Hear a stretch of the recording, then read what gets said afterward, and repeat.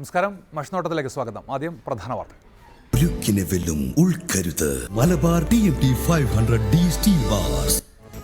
25 ലക്ഷം പേർക്ക് തൊഴിൽ വാഗ്ദാനം ചെയ്ത് LDFന്റെ പ്രകടന പത്രിക. എല്ലാവർക്കും വീടും ശൗചാലയവും. പങ്കാളിത്ത പെൻഷൻ പുനഃപരിശോധിക്കും. ക്ഷേമ പെൻഷനുകൾ വർദ്ധിപ്പിക്കും. 100 രൂപയ്ക്ക് വീടുകളിൽ ഇന്റർനെറ്റ് എത്തിക്കുമെന്നും വാഗ്ദാനം. തെരഞ്ഞെടുപ്പിൽ നിലപാട് വ്യക്തമാക്കി KR ഗൗരിയമ്മ. LDF സ്ഥാനാർത്ഥികളുടെ വിജയത്തിനായി പ്രവർത്തിക്കും. സ്ഥാനാർത്ഥികളെ നിർത്താനുള്ള തീരുമാനം പിൻവലിച്ചു. തോമസ് ഐസക്കിന്റെ ജയം ഉറപ്പാക്കുമെന്നും KR ഗൗരി റിപ്പോർട്ടറോട്. മദ്യനയം തെരഞ്ഞെടുപ്പിൽ സജീവ വിഷയമാകുന്നു. മദ്യവർജനത്തിന് സാക്ഷരതാ മോഡൽ ബോധവൽക്കരണം നടത്തുമെന്ന് LDF പ്രകടന പത്രിക. അടച്ച ബാറുകൾ തുറക്കുന്ന കാര്യത്തിൽ വ്യക്തതയില്ല.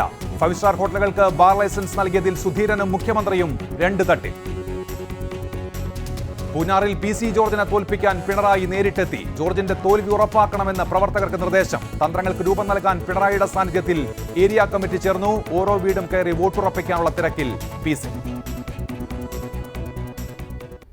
തെരഞ്ഞെടുപ്പിൽ നിലപാട് വ്യക്തമാക്കി KR ഗൗരിയമ്മ. LDF സ്ഥാനാർത്ഥികളുടെ വിജയത്തിനായി പ്രവർത്തിക്കുമെന്ന് ഗൗരിയമ്മ റിപ്പോർട്ടോട് പറഞ്ഞു. സ്ഥാനാർത്ഥികളെ നിർത്താനുള്ള തീരുമാനം പിൻവലിച്ചു.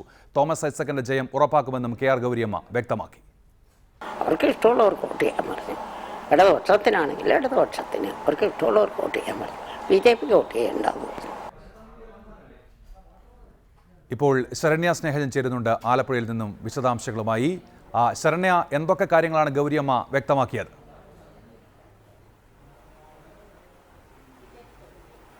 ഉന്മേഷ്, CPMന്റെയും JSSന്റെയും ഇടയിലെ മഞ്ഞ് ഉരുകുന്നു എന്ന് തന്നെ നമുക്ക് കരുതാം. കാരണം ഇത് പൂർണ്ണമായി ഉരുകുന്നു എന്നുള്ള എല്ലാ അന്തരീക്ഷവും നമുക്ക് ചാത്തനാട്ടെ ഗൗരിയമ്മയുടെ വസതിയിൽ നിന്ന് ലഭ്യമാകുന്നത്. കാരണം ഇന്ന് രാവിലെ തന്നെ ഈ LDF പ്രവർത്തകർ ഗൗരിയമ്മയുടെ വീടും അതുപോലെ തന്നെ വീടിന്റെ മുൻഭാഗത്തുള്ള മതിലുകൾ തോമസ് ഐസക്കിന്റെ പോസ്റ്റർ പതിക്കുന്ന കാഴ്ചയാണ് നമുക്ക് കാണാൻ കഴിഞ്ഞത്.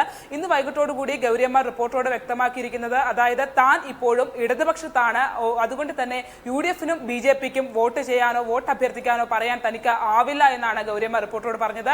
അതുപോലെ തന്നെ തോമസ് ഐസക്കിന്റെ വിജയം ഉറപ്പിക്കുന്നതിനായി പ്രവർത്തിക്കും. തന്റെ പ്രവർത്തകർക്ക്, അതായത് കഴിഞ്ഞ ദിവസം കൂടിയ JSS സംസ്ഥാന സെൻട്രൽ യോഗത്തിലെ തീരുമാനം ആർക്കൊപ്പം നിൽക്കണം എന്നതിനെ സംബന്ധിച്ച അന്തിമ തീരുമാനം KR ഗൗരിയമ്മയ്ക്ക് വിട്ടു നൽകുന്നു എന്നാണ്. പക്ഷേ ഇന്ന് ഗൗരിയമ്മ പറഞ്ഞത് തന്റെ പ്രവർത്തകർ, അതായത് കഴിഞ്ഞ തദ്ദേശ സ്വയംഭരണ തെരഞ്ഞെടുപ്പിലടക്കം ഒരുമിച്ച് പ്രവർത്തിച്ചവരാണ് CPM പ്രവർത്തകരും ഒപ്പം തന്നെ ഇടതുപക്ഷ പ്രവർത്തകരും.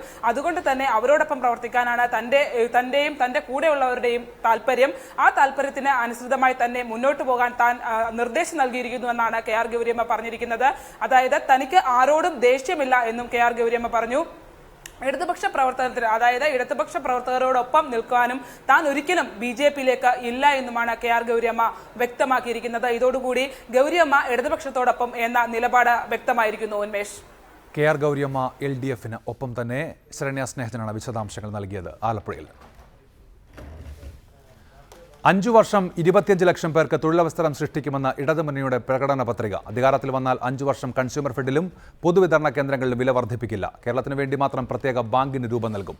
പങ്കാളിത്ത പെൻഷൻ പദ്ധതി പുനഃപരിശോധിക്കും. 5 വർഷം കൊണ്ട് എല്ലാവർക്കും വീടും കക്കൂസും നൽകും. 100 രൂപയ്ക്ക് എല്ലാ വീടുകളിലും ഇന്റർനെറ്റ് സൗകര്യം ലഭ്യമാക്കുമെന്നും ഇടതു പ്രകടന പത്രികയിൽ വാഗ്ദാനമുണ്ട്. വേണം നമുക്കൊരു പുതുകേരളം എന്ന മുദ്രാവാക്യം ഉയർത്തിയാണ് ഇടതുമുന്നണി പ്രകടന പത്രിക തയ്യാറാക്കിയിരിക്കുന്നത്. 35 കർമ്മ പദ്ധതികളും 600 നിർദ്ദേശങ്ങളും അടങ്ങിയതാണ് 72 പേജുള്ള പ്രകടന പത്രിക. 5 വർഷം കൊണ്ട് 25 ലക്ഷം പേർക്ക് തൊഴിലവസരം സൃഷ്ടിക്കുമെന്നതാണ് ഇടതുമുന്നണിയുടെ പ്രധാന വാഗ്ദാനം. IT, ടൂറിസം മേഖലകളിൽ 10 ലക്ഷവും കൃഷി, കെട്ടിട നിർമ്മാണ, വാണിജ്യ മേഖലകളിൽ 15 ലക്ഷവും തൊഴിലവസരങ്ങളായിരിക്കും സൃഷ്ടിക്കുക. 1500 സ്റ്റാർട്ടപ്പുകൾ ആരംഭിക്കും. വിദേശ ടൂറിസ്റ്റുകളുടെ എണ്ണം 12 ലക്ഷത്തിൽ നിന്ന് 24 ലക്ഷമാക്കും. പൊതുമേഖലാ സ്ഥാപനങ്ങൾ ലാഭത്തിലാക്കുകയും ഉൽപാദനശേഷി 50% വർദ്ധിപ്പിക്കുകയും ചെയ്യും. പ്രകൃതിവാതക പൈപ്പ് ലൈൻ പൂർത്തീകരിക്കും. 5 വർഷം സിവിൽ സപ്ലൈസിലും കൺസ്യൂമർ ഫെഡിലും വില വർദ്ധിപ്പിക്കില്ല. ന്യായവില ഭക്ഷണശാലകൾ ആരംഭിക്കും. ഒരു നേരമെങ്കിലും ഭക്ഷണം കഴിക്കാത്ത ഒരാൾ പോലും കേരളത്തിൽ ഉണ്ടാവില്ല. റബ്ബർ ലാറ്റക്സും റബ്ബർ ഷീറ്റും കാർഷിക ഉൽപ്പന്നവുമായി പ്രഖ്യാപിക്കുന്നതിന് കേന്ദ്ര സർക്കാരിൽ സമ്മർദ്ദം ചെലുത്തും. പ്രവാസികൾക്ക് വേണ്ടി വികസന നിധി ആരംഭിക്കും. തിരിച്ചുവരുന്ന പ്രവാസികൾക്ക് വിപുലമായ പുനരധിവാസ പദ്ധതി നടപ്പാക്കും. ശമ്പള പരിഷ്കരണം 10 വർഷത്തിൽ ഒരിക്കലാക്കണമെന്ന കമ്മീഷന്റെ നിർദ്ദേശം തള്ളിക്കളയും. പങ്കാളിത്ത പെൻഷൻ പുനഃപരിശോധിക്കും. 8 മുതൽ 12 വരെയുള്ള ക്ലാസുകൾ ഹൈടെക് ആക്കും. 1000 പൊതുവിദ്യാലയങ്ങൾ അന്തർദേശീയ നിലവാരത്തിലേക്ക് ഉയർത്തും. വിഴിഞ്ഞം കൊച്ചി മെട്രോ, ലൈറ്റ് മെട്രോ തുടങ്ങിയ വൻകിട പദ്ധതികൾ സമയബന്ധിതമായി നടപ്പാക്കും. 500 കോടി രൂപയുടെ തീരദേശ പാക്കേജ് നടപ്പാക്കും. പരമ്പരാഗത വ്യവസായങ്ങൾ സംരക്ഷിക്കും. ആരോഗ്യ, വിദ്യാഭ്യാസ, തൊഴിൽ മേഖലകളിൽ ഭിന്നലിംഗക്കാർക്ക് പ്രത്യേക പരിഗണന നൽകും. 2 വരി റെയിൽപാത 4 വരിയാക്കുന്നതിന് ഇന്ത്യൻ റെയിൽവേയുമായി ചേർന്ന് സംയുക്ത കമ്പനി ഉണ്ടാക്കും. ഇരട്ടിപ്പിക്കുന്ന പാത അതിവേഗ ട്രെയിൻ ഓടിക്കാൻ സജ്ജമാക്കും. ജൂൺ 1 മുതൽ എല്ലാ പെൻഷനുകളും 1000 രൂപയായി ഉയർത്തും. ഇത് എല്ലാ വർഷവും കാലോചിതമായി വർദ്ധിപ്പിക്കുകയും ചെയ്യും. സ്ത്രീകൾക്ക് വേണ്ടി പ്രത്യേക വകുപ്പ് ആരംഭിക്കും. ജനകീയാസൂത്രണത്തിന്റെ 2ാം പതിപ്പ് ആരംഭിക്കുമെന്നും കുടുംബശ്രീക്ക് കൂടുതൽ സഹായങ്ങൾ നൽകുമെന്നും ഇടത് പ്രകടന പത്രികയിൽ വാഗ്ദാനമുണ്ട്. സേഫ് സൈനുലാബ്ദീൻ, റിപ്പോർട്ടർ, തിരുവനന്തപുരം. മദ്യവർജനത്തിന് സാക്ഷരതാ മോഡൽ ബോധവൽക്കരണ പ്രസ്ഥാനം ആരംഭിക്കുമെന്ന് ഇടതുമുന്നണിയുടെ മദ്യനയം.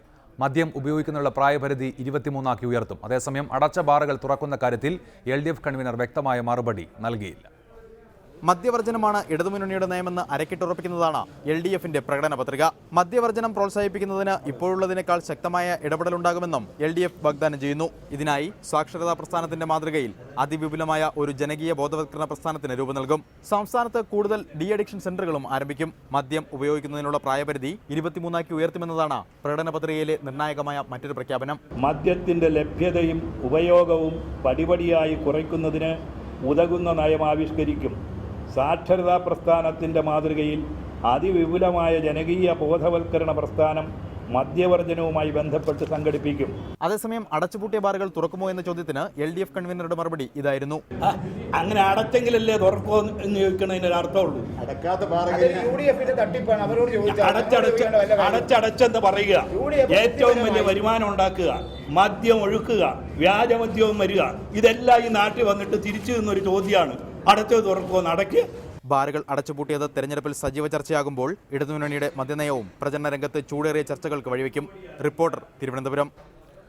ഒരിടവേളയ്ക്ക് ശേഷം പ്രചാരണ രംഗത്ത് മദ്യനയം വീണ്ടും സജീവ ചർച്ചയാകുകയാണ്. പുതിയ ബാറുകൾക്ക് അനുമതി നൽകാനുള്ള സർക്കാർ തീരുമാനം ഭരണപക്ഷത്ത് ആശയക്കുഴപ്പം സൃഷ്ടിച്ചപ്പോൾ പൂട്ടിയ ബാറുകൾ തുറക്കുമോ എന്ന കാര്യത്തിൽ LDF ക്യാമ്പിൽ അവ്യക്തത തുടരുകയാണ്.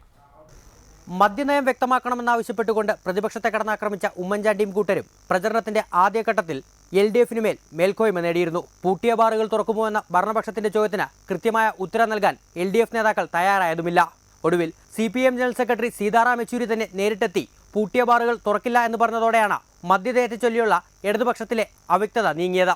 എന്നാൽ പുതിയതായി 6 ബാറുകൾക്ക് കൂടി ലൈസൻസ് നൽകിയ സർക്കാർ തീരുമാനം ഇപ്പോൾ UDF ക്യാമ്പിനെയാണ് പ്രതിക്കൂട്ടിലാക്കുന്നത്. സർക്കാർ തീരുമാനത്തിലുള്ള അതൃപ്തി KPCC അധ്യക്ഷൻ തന്നെ പരസ്യമായി പ്രകടിപ്പിച്ചു കഴിഞ്ഞു. അതിൻ്റെ സർവ്വവശങ്ങളും പരിശോധിച്ചുകൊണ്ട് തന്നെ മദ്യനയം കുറ്റമറ്റ രീതിയിൽ മുന്നോട്ട് കൊണ്ടുപോകുന്നതിനുള്ള സർവ്വ സാധ്യതകളും പരിശോധിച്ച് ഉചിതമായ നടപടികളിലേക്ക് നീങ്ങും. തീരുമാനത്തെ തള്ളിക്കളഞ്ഞില്ലെങ്കിലും ആക്ഷേപത്തിന്റെ മുന മുഖ്യമന്ത്രിക്ക് നേരെ നീട്ടിക്കൊണ്ടായിരുന്നു ആഭ്യന്തരമന്ത്രി രമേശ് ചെന്നിത്തലയുടെ പ്രതികരണം. ആ കാര്യത്തെപ്പറ്റി നാളെ UDF യോഗത്തിൽ ഞങ്ങൾ ചർച്ച ചെയ്യും. അത് ഇപ്പം നിലനിൽക്കുന്ന പോളിസിയുടെ അടിസ്ഥാനത്തിൽ ചെയ്തതാണെന്നാണ് മുഖ്യമന്ത്രിയുടെ പ്രസ്താവന ഞാൻ കണ്ടു. അത് നിലവിലുള്ള നയം അതാണെങ്കിൽ അവർക്ക് കോടതിയിൽ പോയാലും കിട്ടും, 5 സ്റ്റാറുകാർക്ക്. അപ്പം അത്തരം അല്ല, അതിനെപ്പറ്റി ഞങ്ങൾ നാളെ ചർച്ച ചെയ്യും. എന്നാൽ മദ്യനയം സംബന്ധിച്ച തീരുമാനത്തിൽ നിന്ന് പിന്നോട്ടില്ലെന്ന് ഉറക്കെ പ്രഖ്യാപിച്ചുകൊണ്ടാണ് പാർട്ടിക്കുള്ളിൽ നിന്ന് വരുന്ന വിമർശനങ്ങളെ മുഖ്യമന്ത്രി നേരിടുന്നത്. മദ്യനയം തന്നെയാണ് സർക്കാരിന്റെ ഏറ്റവും മികച്ച നേട്ടമെന്നും ഉമ്മൻചാണ്ടി ആവർത്തിക്കുന്നു. അത് വേറൊരു സാഹചര്യമാണ്. നമ്മുടെ നയത്തിൻ്റെ ഒരു ഭാഗമായിട്ട് നമ്മൾ അംഗീകരിച്ചിട്ടുള്ളതാണ്. അത് പുനഃപരിശോധിക്കണമെങ്കിൽ എപ്പം വേണമെങ്കിലും പുനഃപരിശോധിക്കാം. ഞാൻ പറഞ്ഞല്ലോ, മുമ്പോട്ട് വെച്ച കാല് പുറകോട്ടില്ല. അതേസമയം മദ്യവർജനത്തിന് വേണ്ടി പ്രത്യേക പ്രസ്ഥാനത്തിന് രൂപം നൽകിക്കൊണ്ടാണ് പ്രകടന പത്രികയിലൂടെ LDF നയം വ്യക്തമാക്കുന്നത്. മദ്യം ലഭിക്കുന്നതിനുള്ള പ്രായപരിധി വർദ്ധിപ്പിക്കുമെന്ന വാഗ്ദാനവും പ്രകടന പത്രികയിൽ ഇടതുമുന്നണി ഉൾപ്പെടുത്തിയിട്ടുണ്ട്. എന്നാൽ പൂട്ടിയ ബാറുകൾ തുറക്കുമോ എന്ന ചോദ്യത്തിന് ഇപ്പോഴും LDF നേതാക്കൾക്ക് കൃത്യമായ ഉത്തരമില്ല. നാളെ UDF പുറത്തിറക്കുന്ന പ്രകടന പത്രികയിൽ മദ്യനയത്തെക്കുറിച്ചുള്ള പരാമർശങ്ങളാകും ഇനി ഏറെ ശ്രദ്ധയാകർഷിക്കുന്നത്. റിപ്പോർട്ടർ, തിരുവനന്തപുരം. പൂഞ്ഞാറിൽ PC ജോർജിന്റെ പരാജയം ഉറപ്പാക്കണമെന്ന നേതാക്കൾക്ക് പിണറായി വിജയന്റെ നിർദ്ദേശം. CPIM പൂഞ്ഞാർ നിയോജക മണ്ഡലത്തിലെ നേതാക്കൾക്കാണ് പിണറായി നിർദ്ദേശം നൽകിയത്. ഈരാറ്റുപേട്ടയിലെ ഏരിയ കമ്മിറ്റി ഓഫീസിൽ പിണറായിയുടെ നേതൃത്വത്തിൽ യോഗം ചേരുമ്പോൾ ടൗണിൽ 100 കണക്കിന് പ്രവർത്തകരുമായി PC ജോർജ് വോട്ട് തേടുകയായിരുന്നു. പൂഞ്ഞാറിൽ PC ജോർജിന് ഇടതുമുന്നണി സീറ്റ് നൽകാതിരുന്നത് പിണറായിയുടെ ഇടപെടൽ മൂലമാണെന്ന് ആരോപണമുയർന്നിരുന്നു. അതുകൊണ്ട് തന്നെ താൻ സ്വതന്ത്രനായി വിജയിച്ചാൽ DS-നെ പിന്തുണയ്ക്കുമെന്ന് PC ജോർജ് പരസ്യമായി പ്രഖ്യാപിച്ചിരുന്നു. പൂഞ്ഞാറിലെ ചില CPM നേതാക്കൾ ജോർജിന് അനുകൂലമായ നിലപാട് സ്വീകരിക്കുകയും ചെയ്തിരുന്നു. ഈ സാഹചര്യത്തിലാണ് അടിയന്തരമായി പിണറായി വിജയൻ പൂഞ്ഞാർ നിയോജക മണ്ഡലത്തിലെ കാഞ്ഞിരപ്പള്ളി പൂഞ്ഞാർ ഏരിയ കമ്മിറ്റികളിലെ നേതാക്കളുടെ യോഗം വിളിച്ചത്. പൂഞ്ഞാറിൽ ഇടതുമുന്നണി സ്ഥാനാർത്ഥി PC ജോസഫ് പ്രചരണ രംഗത്ത് മുന്നേറാത്തത് ചിലരുടെ നിസ്സംഗത കൊണ്ടാണെന്ന് നേരത്തെ വിമർശനം ഉയർന്നിരുന്നു. PC ജോസഫിന്റെ വിജയം ഉറപ്പാക്കണമെന്ന് നേതാക്കൾക്ക് പിണറായി വിജയൻ നിർദ്ദേശം നൽകി. പൂഞ്ഞാറിൽ നിന്നും കടുത്തുരുത്തിയിലേക്കാണ് പിണറായി പോയത്. കടുത്തുരുത്തിയിൽ സ്കറിയ തോമസിന്റെ വിജയം ഉറപ്പാക്കണമെന്ന നിർദ്ദേശവും പിണറായി നേതാക്കൾക്ക് നൽകി. ഈരാറ്റുപേട്ടയിലെ CPIM ഏരിയ കമ്മിറ്റി ഓഫീസിൽ പിണറായി പങ്കെടുത്ത യോഗം നടക്കുമ്പോൾ നഗരത്തിൽ നൂറുകണക്കിന് പ്രവർത്തകരുമായി വോട്ട് തേടുകയായിരുന്നു PC ജോർജ്. പൂഞ്ഞാറിൽ തനിക്കുള്ള പിന്തുണ പിണറായിയെ ബോധ്യപ്പെടുത്തുകയായിരുന്നു PC ജോർജിന്റെ ഉദ്ദേശം. റിപ്പോർട്ടർ, കോട്ടയം. സ്ഥാനാർത്ഥി നിർണയത്തെ ചൊല്ലിയുള്ള തർക്കത്തെ തുടർന്ന് ജനതാദൾ യുവിലെ ഒരു വിഭാഗം പാർട്ടി വിട്ടു. JDU ലെഫ്റ്റ് എന്ന പേരിൽ പുതിയ പാർട്ടിക്ക് രൂപം നൽകിയ ഇവർ ഇടതുമുന്നണിയെ പിന്തുണയ്ക്കുമെന്നും അറിയിച്ചു. പാർട്ടി പ്രസിഡന്റ് വീരേന്ദ്രകുമാറിന്റെ നടപടികളിൽ കടുത്ത അതൃപ്തി രേഖപ്പെടുത്തിയാണ് ഒരു വിഭാഗം JDU വിട്ടത്. ഇടതുമുന്നണിയുടെ ഭാഗമാവാനുള്ള ഭൂരിപക്ഷ തീരുമാനം അട്ടിമറിച്ചു, നിയമസഭാ തെരഞ്ഞെടുപ്പിൽ സീറ്റ് കച്ചവടം നടത്തി തുടങ്ങിയ ആരോപണങ്ങളാണ് പാർട്ടി വിട്ടവർ ഉയർത്തുന്നത്.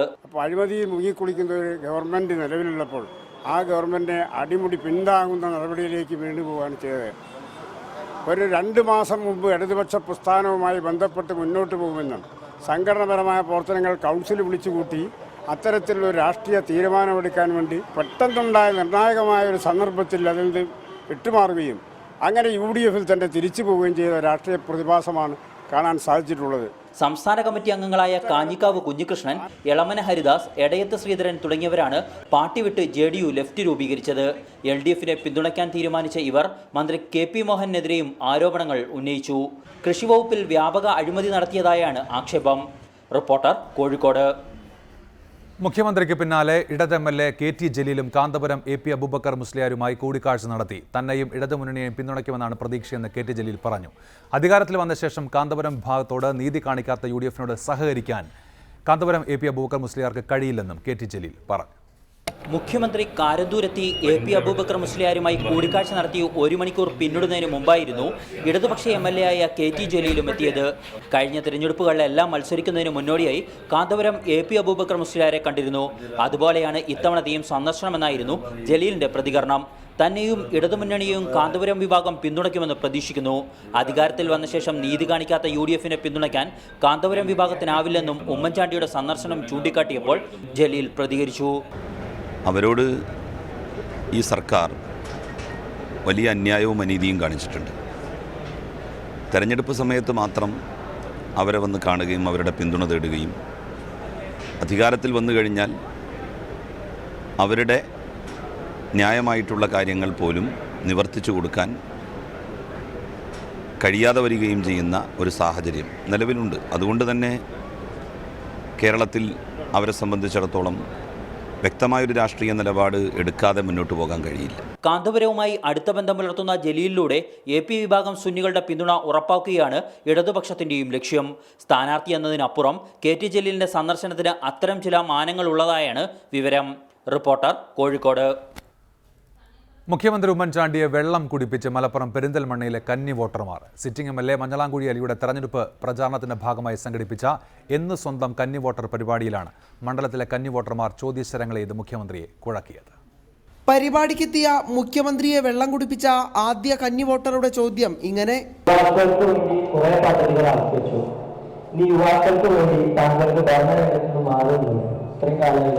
അല്പം അമ്പരന്നെങ്കിലും ഉടനെ എത്തി മറുപടി.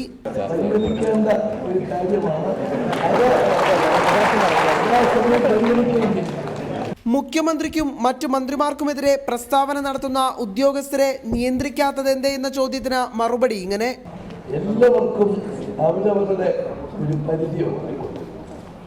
ആ പരിധി വിട്ടു പോകാതിരിക്കുന്നതാണ് എല്ലാവരും. അത് ചിലർക്ക് മാത്രമല്ല, മുഖ്യമന്ത്രിക്കുണ്ട് ഒരു പരിധി, പൊതുപ്രവർത്തകർക്ക്, നേതാക്കന്മാർക്ക് ഉണ്ട് ഒരു പരിധി, ഉദ്യോഗസ്ഥർക്കുണ്ടൊരു പരിധി. ആ പരിധി വിട്ട് പോകാതിരിക്കുന്നതാണ്, അത് കഴിയുന്നത് അവരവർ തന്നെ നോക്കുന്നതാണ് ഏറ്റവും നല്ലത്.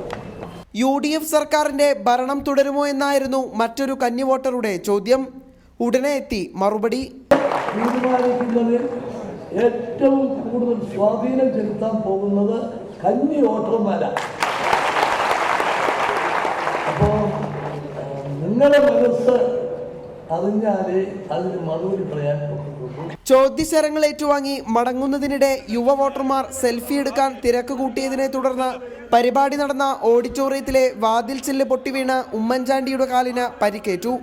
പെരിന്തൽമണ്ണയിലെ സ്വകാര്യ ആശുപത്രിയിൽ പ്രാഥമിക ചികിത്സ നടത്തിയ ശേഷമാണ് അദ്ദേഹം മടങ്ങിയത്. റിപ്പോർട്ടർ മലപ്പുറം. സിനിമക്കാർക്ക് സിനിമ തന്നെ പോരെയെന്നാണ് തന്റെ അഭിപ്രായമെന്ന നടി മീരാനന്ദൻ. സീറ്റ് തന്നാലും ഒരിക്കലും താൻ രാഷ്ട്രീയത്തിൽ ഇറങ്ങില്ലെന്നും മീരാനന്ദൻ റിപ്പോർട്ടറോട് പറഞ്ഞു. തനിക്ക് രാഷ്ട്രീയം ഇഷ്ടമല്ലെന്ന് മീരാനന്ദൻ പറഞ്ഞു. പക്ഷേ വോട്ട് ചെയ്യാറുണ്ട്, സ്ഥിതിഗതികളെ വിലയിരുത്താറുമുണ്ട്.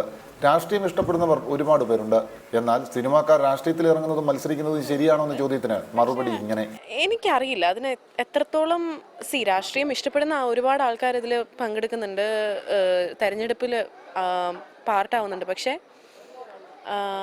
പക്ഷേ അങ്ങനെ അല്ലാത്ത ചില ആൾക്കാരും ഇതിൽ പങ്കെടുക്കുന്നുണ്ട്.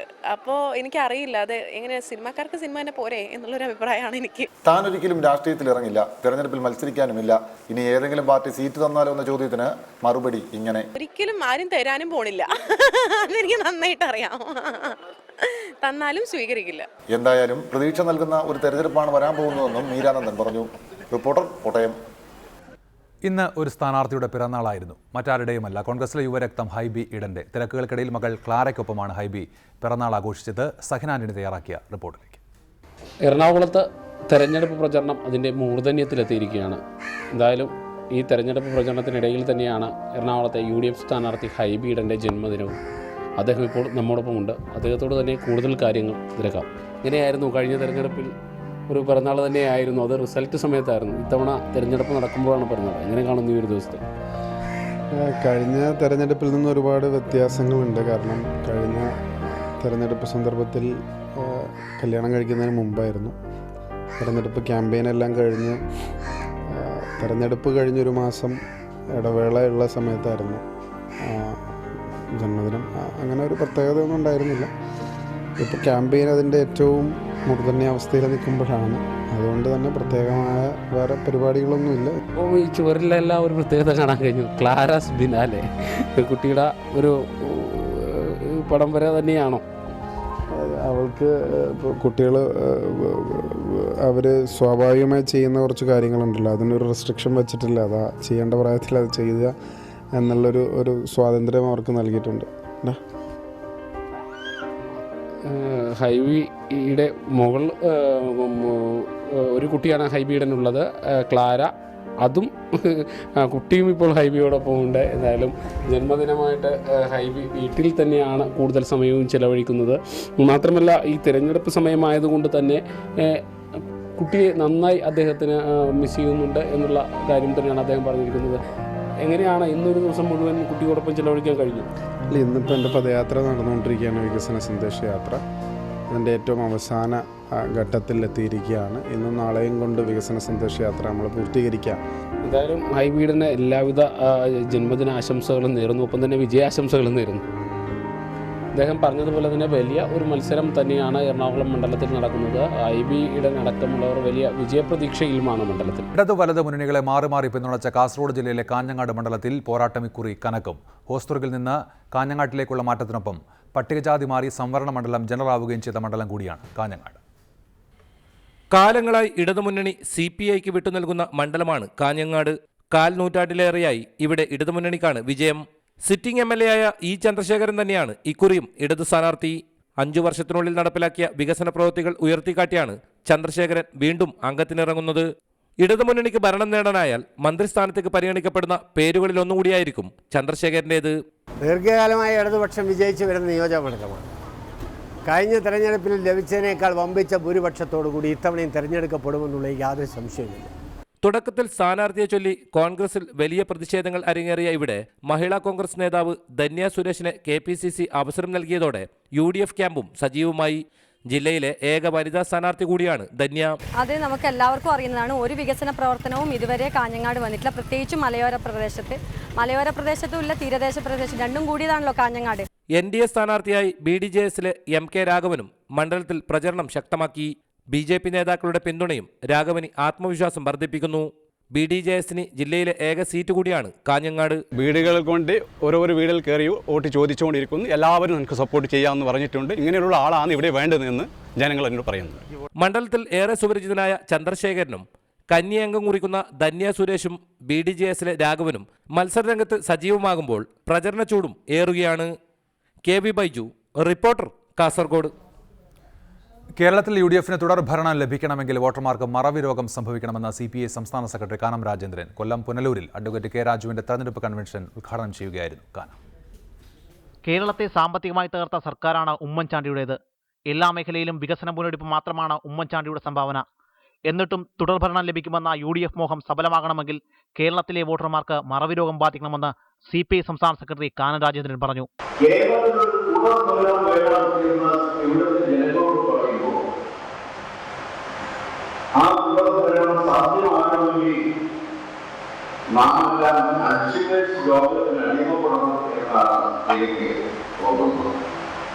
കേരളത്തിൽ UDFന് തുടർഭരണം ലഭിക്കില്ലെന്ന് കോൺഗ്രസ് നേതാക്കൾക്ക് ഉറപ്പാണ്. ഇക്കാര്യം AK ആന്റണി തന്നെ വ്യക്തമാക്കിയതാണെന്നും കാനം പറഞ്ഞു.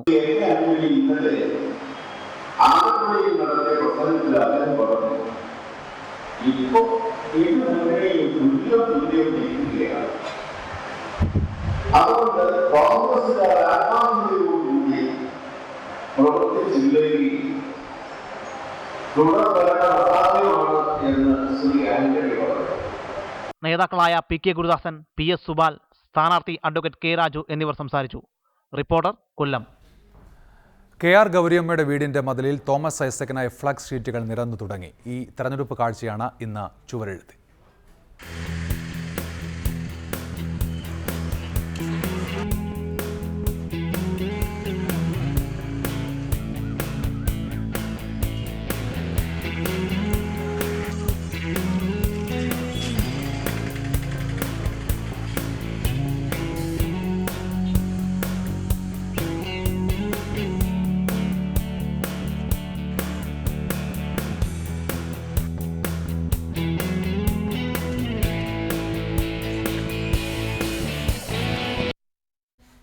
ഇനി ചരിത്രപഥം.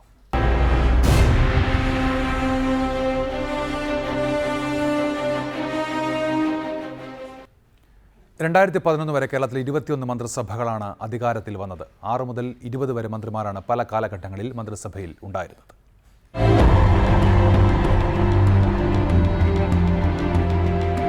ആയിരത്തി 1957 ആദ്യ കമ്മ്യൂണിസ്റ്റ് സർക്കാരിൽ 11 മന്ത്രിമാരാണ് ഉണ്ടായിരുന്നത്. 1960-ലും 62-ലും 11 മന്ത്രിമാർ തന്നെ.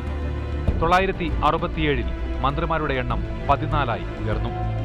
970-ലെ അച്യുതമേനോൻ സർക്കാരിന്റെ കാലത്ത് 23 പേർ മന്ത്രിമാരായി എത്തി. 977-ൽ 15, 1978-ലെ PKV സർക്കാരിൽ 16, 1978-ലെ CH മന്ത്രിസഭയിൽ 6 എന്നിങ്ങനെയായിരുന്നു മന്ത്രിമാരുടെ എണ്ണം. 1980-ൽ നായനാർ മന്ത്രിസഭയിൽ 17 മന്ത്രിമാർ ഉണ്ടായിരുന്നു. 981-ൽ 8, 982-ൽ 26, 987-ൽ 20, 991-ൽ 19, 1995-ൽ 18, 1996-ൽ 20 എന്നിങ്ങനെ മന്ത്രിമാർ ഉണ്ടായിരുന്നു. 2001-ലെ ആന്റണി സർക്കാരിലും 20 മന്ത്രിമാർ വന്നു. 2006-ൽ 22 മന്ത്രിമാർ വന്നപ്പോൾ 2011-ൽ ആകെ 21 പേർ മന്ത്രിസ്ഥാനത്തെത്തി. Election desk, reporter. മത്സരം പൂർത്തിയാകുന്നു. നമസ്കാരം.